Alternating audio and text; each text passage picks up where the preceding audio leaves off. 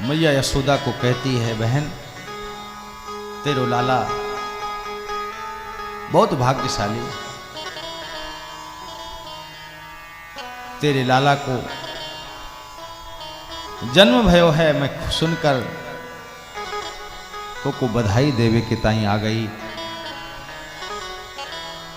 मैया यशोदा ने देखा कि ये बहन कह रही है,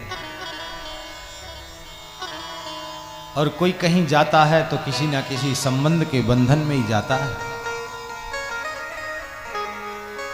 मैया ने कोई प्रश्नोत्तरी नहीं की, मान लिया कि हाँ बहन बता क्या कहे वो चाहते। पूतना ने कहा, बहन और तो कछु ना कहूं, मैं तो को बधाई देवे के ताई आई हूं। तेरे लाला के जन्म की बहुत बहुत बधाई, बहुत बहुत बधाई। अरे तो को बहन बहुत बहुत बधाई। भगवान बालकृष्ण प्रभु पूतना को झूठी बातें करते देखकर इसके मन में कुछ चल रहा है। ऊपर से कैसे अभिनय कर रही है, बहन बनकर, मासी बनकर मुझको लेना चाहती है। भगवान रोने लगे। और रो कहाँ रहे हैं? मैया की गोद में। तो मैया से पूतना फिर बोली, क्यों रो रही है?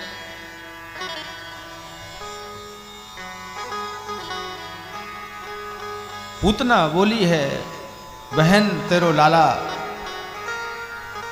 कितनी देर ते रो रहे हो, तू चुप ना करा सके? कहां से करा पावेगी? बुढ़ापे में तो को लाला भयो है, अभ्यास ही ना है। बालकन को कैसो चुप करायो जा? ला ला ला मुंह को दे दे। भगवान पूतना की गोद में चले गए और रोना बंद हो गया। मैया को लगा कि अनुभवी है तो चलो ठीक है, ये बहन को जिसने मेरे लाला को चुप करायो है, या के ताई कछु खाएवे के लिए लेके आऊं। जलपान की व्यवस्था के लिए मैया तो चली गई, लाला को उस राक्षसी को दे दिया। कितना भरोसा करती है मैया। भगवान के जो समीप रहते हैं वो बड़े भोले भाले होते हैं, सब पे विश्वास कर लेते हैं।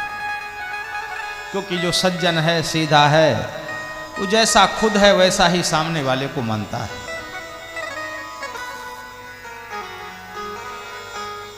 यशोदा का मतलब है यशः ददाति सह यशोदा, जो सबको यश प्रदान करे।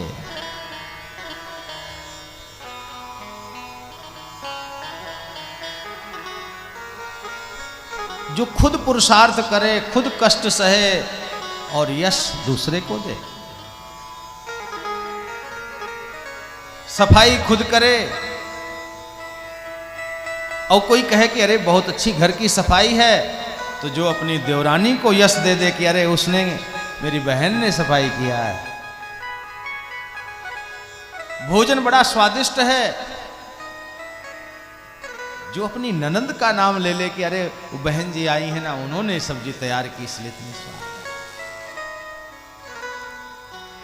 जो ऐसी व्यापक विचारधारा रखते हैं, जो दूसरे को महत्व देते हैं, दूसरे को श्रेय देते हैं, भगवान उनकी गोद में खेलता है। भगवान रो रहे तो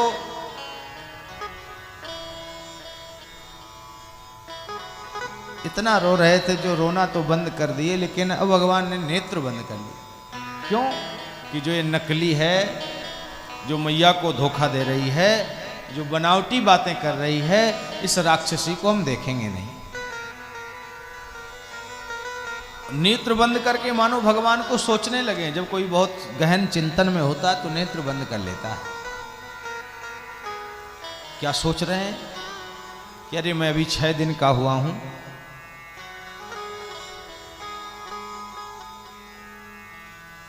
इस पूतना ने, इस राक्षसी ने जो है नहीं वो दिखाई दे रही है तो ये काली कलूटी मोटी और कितनी सुंदरी बनकर आ गई है।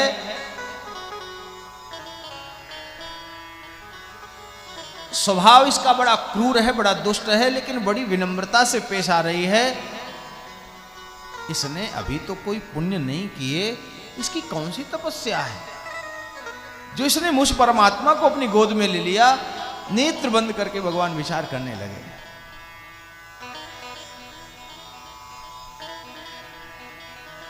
विचार करके सोचते हैं कि अरे ये तो पिछले जन्म में राजा बलि की बहन थी, और जब मैं बामन बन करके बलि के यहाँ गया था तो इसके मन में बड़ा भाव जगा था कि कितना प्यारा है, अगर कहीं इतना सुंदर बालक मेरी गोद में होता तो मैं इसे स्तनपान कराती। और जब भगवान बामन से विराट बनकर बलि का सब कुछ छीन लिया तो ये सोच रही है कि ऐसा पुत्र अगर होता, इसने मेरे भाई का सब कुछ छीन लिया तो ऐसे को तो मैं जन्म देते ही जहर देकर मार देता। भगवान सोच रहे हैं इसलिए मेरे को गोद में लेकर बैठी, मारने के लिए आई है। और विचार करने लगे कि स्तनों पर कालकूट विष लगाकर आई है। भगवान डर करके नेत्र बंद किए हैं, सोच रहे हैं कि मैं माखन खाने आया था, दूध पीने आया था। दूध पीना तो अभी आया नहीं, मैया ही पिलाने के लिए कोशिश करती रहती है। दूध तो पी ना सका और जहर पीना पड़ेगा, हमारे डर के भगवान ने नेत्र बंद कर लिए।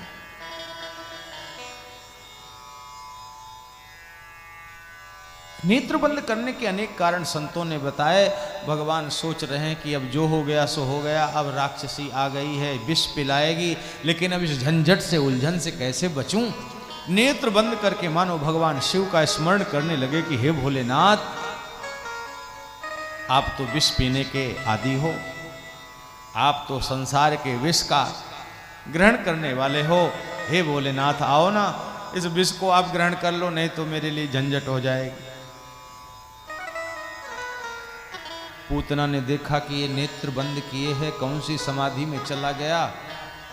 नेत्र खोले और रोए कि उससे पहले इसे विष दे दूं। भगवान ने देखा कि अब तो बिल्कुल ये तैयार बैठी हुई है मारने के लिए, तो भगवान ने छोटे छोटे हाथों से पूतना की छाती को पकड़ा। श्री सुखदेव जी कहते हैं, राजन गाढ़म कराभ्याम भगवान प्रपीड्य प्राणै समम रोष समन वितोपिबत। इतना गाढ़, इतनी मजबूत पकड़ ठाकुर जी ने बनाई। छोटे से बाल कृष्ण प्रभु की पकड़ से पूतना इतनी आहत होने लगी, उसे सहा नहीं गया। उसे इतना दर्द हुआ कि वह चिल्लाने लगी। सा मुंच मुंचालमिति प्रभाषिणी, सा मुंच मुंचालमिति प्रभाषिणी। मुंच, छोड़ दो छोड़ दो छोड़ दो। छोड़ने के लिए चिल्लाने लगी तो भगवान ने कहा कि तू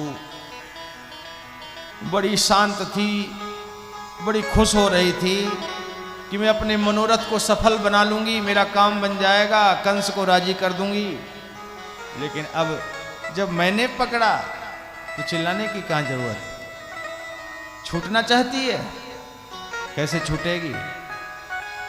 अरे मौसी, चाहे जितना चिल्ला ले, चाहे जितना रो ले, मैं चाहूंगा तब ही तेरी कोई आवाज सुन पाएगा।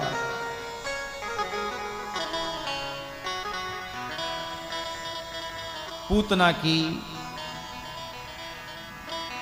चिल्लाने से भगवान कुपित होकर के पूतना के प्राणों को पी लेते हैं। उस राक्षसी की ज्योति परमात्मा में विलीन होती है और भगवान उस पूतना को वो गति प्रदान करते हैं जिस पद को पाने के लिए बड़े बड़े योगी जन तरसते हैं।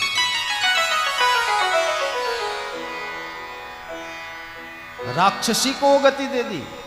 क्यों दिया? भगवान उदार हैं, वो ये नहीं देखते कि ये किस लिए आया है, कैसे आया है। भगवान केवल ये देखते हैं कि आया तो है, किसी भाव से आए, भावों को शुद्ध करना तो मेरा काम है।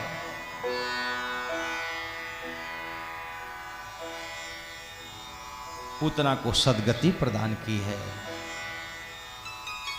संत कहते हैं, शास्त्र कहते हैं, वास्तव में भगवान परम दयालु।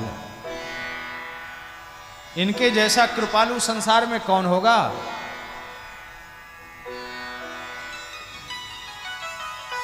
जो विष देने के लिए आई है उसको अपना पद प्रदान कर दिया। अपना पद खाली है क्योंकि खुद तो यहां आ गए हैं, वहां तो कोई है नहीं। तो जो शरण में आ रहा है और जो यहां रहने लायक नहीं है, दोषों के कारण यहां से जाना पड़ेगा और भेजने का माध्यम मैं हूं, तो मैं जिसको भेजूंगा। जे मृग राम बान के मारे सो तनु तज सुरलोक सिधारे। भगवान ने सदगति प्रदान की। पूतना जब मरी तो मरते ही उसका असली रूप आ गया। कपट तब तक ही है जब तक वह भगवान से दूर है।